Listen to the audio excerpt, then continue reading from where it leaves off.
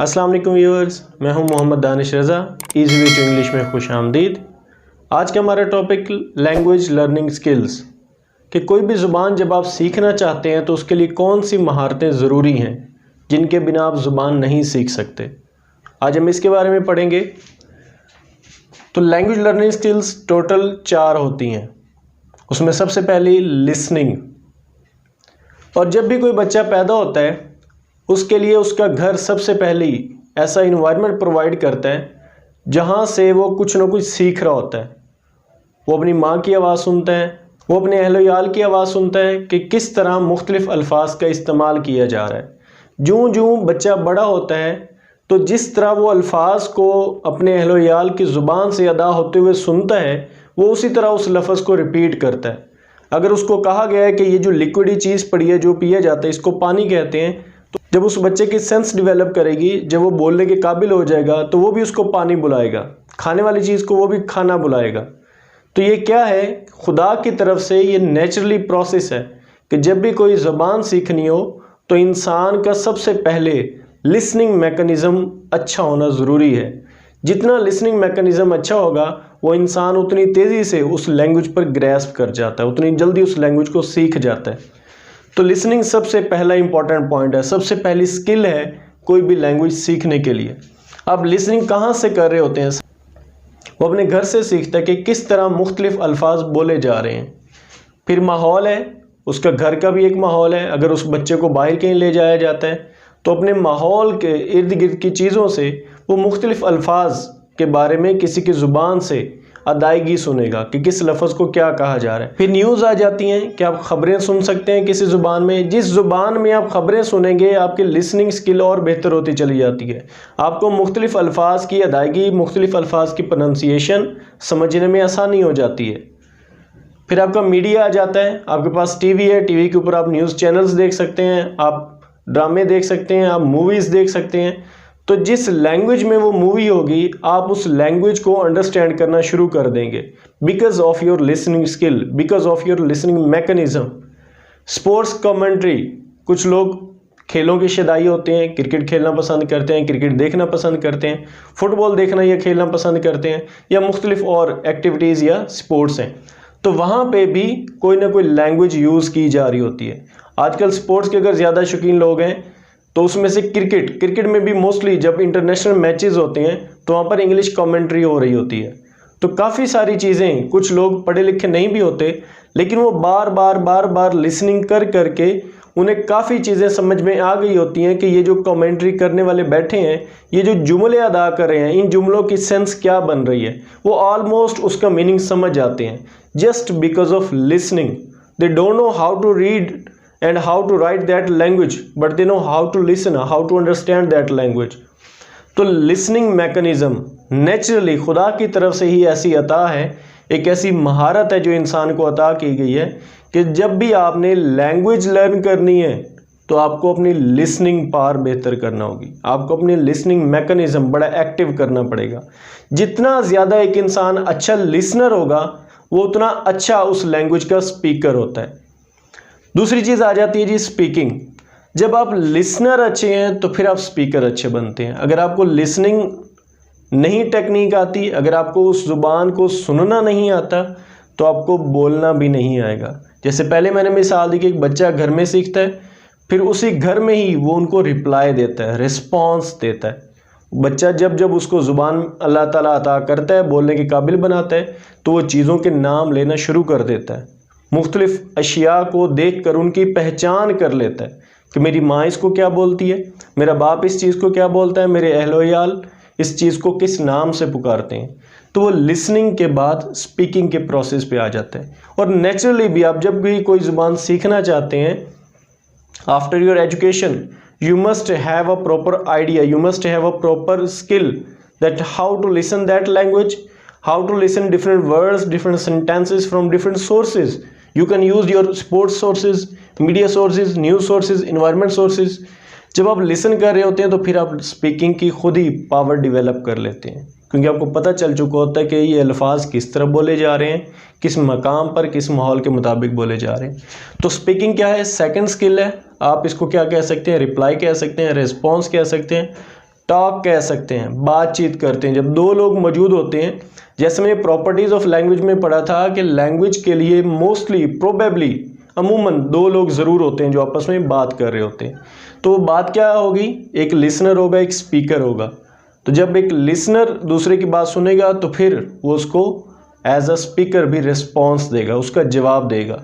तो इसलिए टॉक ये इम्पॉर्टेंट फंक्शन है किसी भी लैंग्वेज का, किसी भी लैंग्वेज को लर्निंग के लिए। जब आप बात नहीं करेंगे, रिस्पॉन्स नहीं देंगे, तब भी आप एक अच्छे लिसनर या स्पीकर नहीं कंसिडर किए जाएंगे। कम्युनिकेशन, आपने अपनी बात को दूसरे तक पहुंचाना है, आपको बोलना पड़ेगा, आपको अल्फाज अदा करना पड़ेंगे। और अगर सामने वाला वो ज़ुबान सुनता है या वो ज़ुबान समझता है जो आपको सीखने की ज़रूरत है, तो तब आपको कम्युनिकेट करना पड़ेगा, उसी की लैंग्वेज के मुताबिक आपको रिस्पॉन्स करना पड़ेगा। अगर आप अच्छा रिस्पॉन्स नहीं देंगे, it means you are failed in your language. Gossips, you can have gossips with your friends, with your family members, with your company, with home you mostly spend your time. तो आप जिसके साथ ज़्यादा वक्त गुजारते हैं उसके साथ आप गॉसिप्स कर सकते हैं। ज़रूरी नहीं है कि आप जब लैंग्वेज लर्निंग का प्रोसेस शुरू कर चुके हैं तो आपको 100% अच्छी लैंग्वेज आनी चाहिए। नो, आप गॉसिप्स स्टार्ट करें, आप टॉक करना शुरू करें, आप कम्युनिकेट करना शुरू करें, आप रेस्पॉन्स देना शुरू करें। गलतियां होंगी, मिस्टेक्स होंगी, लेकिन यही गलतियां ही आपको बताएंगी कि ये मैंने ऐसे नहीं करना। जब तक आप गलती नहीं करेंगे आप लैंग्वेज नहीं सीख सकेंगे। So second was speaking. Third one is reading. Reading क्या है कि आप उस लैंग्वेज की बुक्स, उस लैंग्वेज में literature, poems, poetry, dramas, novels, any form of literature, आप उसको रीड आउट करें। रीड आउट करने से आपको क्या फ़ायदा होता है, यू इम्प्रूव योर वोकैबुलरी, आपके अल्फाज का ज़ख़ीरा वो बेहतर हो जाता है, आपके जहन में जो स्टोरेज है वो बेहतर होता चला जाता है, आपके जहन में कई अल्फाज इकट्ठे हो जाते हैं। आप न्यूज़पेपर रीड आउट कर सकते हैं उस लैंग्वेज के लिहाज से। तो रीडिंग स्किल्स लिटरेचर के लिहाज से बड़ी इंपॉर्टेंट है। जो लैंग्वेज नहीं भी सीखना चाहते या लैंग्वेज पर ग्रिप नहीं भी आती, तो वो अगर उस लैंग्वेज में रीडिंग करते हैं, हमारे लिए इंपॉर्टेंट क्या है, इंग्लिश को समझना, इंग्लिश को रीड आउट करना, क्योंकि इंग्लिश हमारे लिए एक बड़ा कंपलसरी और मेजर सब्जेक्ट बन चुका है। जिसकी इंग्लिश वीक है या जिसकी लैंग्वेज वीक है, ग्रामर वीक है, लिटरेचर में वो वीक है, ऑटोमेटिकली आप समझ लें कि वो 50% अदर सब्जेक्ट्स में भी वीक होता है। क्योंकि आजकल हम देखें साइंस सब्जेक्ट्स में ज़्यादा रुझान आ रहा है और साइंस सब्जेक्ट्स को इंग्लिश में ही पढ़ा जाना होता है। तो जब बच्चा इंग्लिश लिखने के काबिल नहीं है, इंग्लिश को रीड आउट करने के काबिल नहीं है, it means he is not good in other subjects also, so he must improve his reading skills also. So reading किस तरीके से आप कर सकते हैं, मुख्तलिफ सोर्सेज के ज़रिए। आप जितनी ज़्यादा रीडिंग करेंगे आपका वर्ड्स स्टोरेज उतना बेहतर होता जाता है। इसके लिए एक एडिशनल ये बात और ऐड करता चलूँ कि जो हमारे कम्पिटिटिव एग्ज़ाम्स होते हैं या मुख्तलिफ जॉब्स के जो एड्स आते हैं, फिर उसमें जो इश्तिहार दिया जाता है, जिसमें सिलेबस दिया जाता है, उसके लिहाज से ये चीज़ बड़ी इंपॉर्टेंट है कि उसमें जब इंग्लिश का एक जनरल पेपर आता है जॉब के लिए, तो उसके लिए स्टूडेंट्स को, कैंडिडेट्स को क्या परेशानी होती है कि उनकी ग्रामर वीक होती है और उनके पास अच्छी इंग्लिश नहीं होती जिसको वो राइटिंग में लेके आ सकें। राइटिंग आप तब बेहतर करते हैं जब आपकी रीडिंग अच्छी होगी, आपने अच्छी बुक्स पढ़ी हैं, आपने अच्छे अल्फाज पढ़े हैं, आपने अच्छी डिफरेंट आर्टिकल्स पढ़े हैं, तो आपके पास मुख्तलिफ अल्फाज आएंगे, फिर आप उन अल्फाज को लिखने के काबिल होते हैं। तो जो कॉम्पिटिटिव एग्ज़ाम्स या दूसरी जॉब एग्ज़ाम्स के लिए अपीयर होना चाहते हैं या जो कैंडिडेट्स अपनी इंग्लिश को इम्प्रूव करना चाहते हैं, मेरी उनके लिए ये सजेशन होगी, मशवरा होगा, kindly improve your reading skills. जब आपके पास अल्फाज का ज़ख़ीरा ज़्यादा होता है तो आप पेपर अटैम्प्ट करते हुए ज़्यादा कॉन्फिडेंट होते हैं। You can change your words in one after another sentence, in one after another paragraph. So आपको डिफ़िकल्टी नहीं होती कि मैं अल्फाज कहाँ से लाऊँ, कैसे लिखूँ।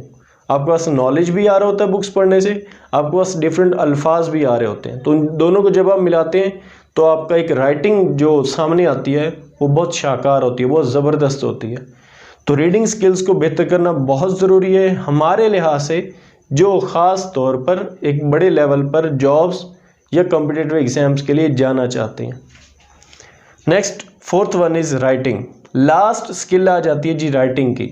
जब आपने इन तीनों प्रोसेस कंप्लीट कर लिए हैं या एटलीस्ट जब आपने रीडिंग स्किल को अच्छा इंप्रूव किया है, आप लैंग्वेज नहीं भी सीखे, no problem, but if you have good reading skills you will be able to write.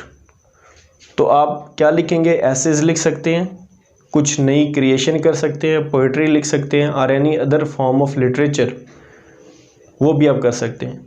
तो राइटिंग में क्या होता है, जब आपके पास अच्छे अल्फाज आ गए रीडिंग करने के बाद, आपके पास आइडियाज़ मौजूद हैं, तो आप उन आइडियाज़ को अपनी रीडिंग स्किल के से फ़ायदा लेते हुए मुख्तलिफ़ अल्फाज के साथ अपने आइडियाज़ को मिक्स करके आप एक अच्छी क्रिएशन कर सकते हैं।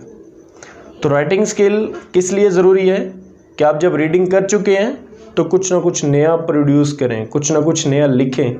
या सिंपली हम अगर स्कूल और कॉलेज लेवल की स्टडीज़ को ही देख लें तो हमारे स्टूडेंट्स राइटिंग करते हुए बहुत घबरा रहे होते हैं।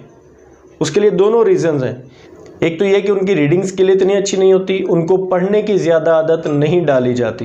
दूसरा यह है कि राइटिंग भी जब उन बच्चों को करवाई जाती है तो उनको जस्ट की बुक्स एंड ग्रामर बुक्स से रट्टा लगवा के काम दे दिया जाता है कि ये आपने काम करके कल आ जाना है। बच्चा उसको रट्टा लगा लेता है, याद कर लेता है, अगले दिन टेस्ट दे के वो 10/10 नंबर लेके खुश हो जाता है कि मैंने बहुत अच्छी राइटिंग कर ली है। राइटिंग ये नहीं है, कॉपी पेस्ट को हम राइटिंग नहीं कहते। राइटिंग क्या है कि जब आपने अच्छी रीडिंग की है, आप खुद से कुछ अल्फाज बनाएं, खुद से कुछ जुमले बनाएं जो चेक करने वाले पर एक अच्छा इंप्रेशन छोड़े कि आपने खुद से कुछ ना कुछ क्रिएशन की है। आपको खुद अल्फाज को आपस में जोड़कर जुमले बनाना आ गया है। So these are 4 language learning skills. तो ये एक नेचुरल प्रोसेस के थ्रू भी हमारी यही तरतीब बनती है कि जब भी कोई इंसान लैंग्वेज सीखना चाहता है तो उसको चाहिए कि सबसे पहले अपनी लिसनिंग स्किल को बेहतर करे, फिर स्पीकिंग स्किल उसकी इम्प्रूवमेंट आएगी, फिर उसके बाद उसकी रीडिंग और राइटिंग स्किल्स। एक और चीज़ आपको बताता चलूँ कि लैंग्वेज एंड लिटरेचर ये दोनों सेपरेट चीज़ें हैं। जब आप लैंग्वेज सीखना चाहते हैं तो आपको इसी मेथड के थ्रू चलना पड़ेगा, लेकिन अगर आप लिटरेचर पॉइंट ऑफ व्यू से देखते हैं तो आपको रीडिंग एंड राइटिंग पे बहुत फोकस करना पड़ता है, क्योंकि हमें काफ़ी ज़्यादा लिखना पड़ता है, हमें काफ़ी ज़्यादा पेपर्स अटैम्प्ट करना पड़ते हैं, हमें कॉम्पिटिटिव एग्जाम्स में अपीयर होना पड़ता है। तो दोनों चीज़ें सेपरेट हैं। अगर आप प्रॉपर लैंग्वेज स्पीकर बनना चाहते हैं तो आपको लिसनिंग और स्पीकिंग पे बहुत ज़्यादा फोकस करना चाहिए। लेकिन अगर आप लैंग्वेज को थॉरोली नहीं लर्न करना चाहते, आप उसको ग्रिप नहीं करना चाहते, तो आप एटलीस्ट रीडिंग एंड राइटिंग पे आ जाएं। रीडिंग ज़्यादा करें, रीडिंग करने से आपकी राइटिंग खुद ब खुद बेहतर होती चली जाएगी। फिर राइटिंग की आप प्रैक्टिस करें ज़्यादा से ज़्यादा। स्पेशली जो मैं पहले भी बात कर रहा हूँ कि जो कॉम्पिटिटिव एग्जाम्स में अपीयर होना चाहते हैं उन्हें चाहिए कि वो लाजमी लिखते रहें, अपनी गलतियों को खुद नोट करें। डेली बेसिस पे, वीकली बेसिस पे, मंथली बेसिस पे कुछ ना कुछ राइट डाउन करें, उसमें से खुद अपनी मिस्टेक्स देखें, किसी को चेक करवा लें, वहाँ से अपनी मिस्टेक्स को हाईलाइट करके उनको इम्प्रूव करें। ऑटोमेटिकली कुछ दिनों के बाद, कुछ अरसे के बाद उनको फील होगा कि उनकी राइटिंग बहुत अच्छी होती जा रही है। हमारे चैनल को लाइक, शेयर एंड सब्सक्राइब करना मत भूलिएगा। बहुत बहुत शुक्रिया।